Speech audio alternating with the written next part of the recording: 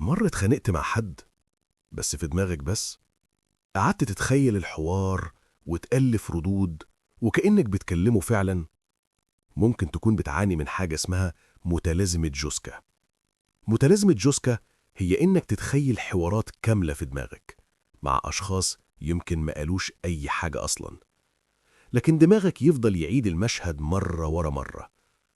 ممكن تقعد لوحدك وتتكلم في دماغك مع شخص وتفضل ترد عليه كأنه واقف قدامك. الحقيقة ده بيحصل مع ناس كتير، خصوصا الناس اللي بتفكر كتير. دماغك بيحاول يحل الموقف أو يجهز نفسه لو الحوار حصل فعلا، لكن المشكلة إن التفكير ده ممكن يسرق وقتك وطاقتك. طيب، إزاي تقلل الموضوع ده؟ أول خطوة، لاحظ إنك بتعمل كده. تاني خطوة، اسأل نفسك سؤال بسيط: هل الحوار ده حصل فعلا؟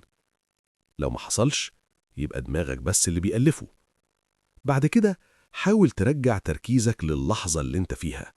خلي عقلك مشغول بحاجة مفيدة، رياضة أو قراية أو حتى مشي بسيط. كل ما يقل الفراغ تقل الحوارات الخيالية. خليك واعي بحواراتك الداخلية، ده أول خطوة للتغيير. ومهم كمان تحكي مع حد عن اللي جواك، مش لازم لوحدك.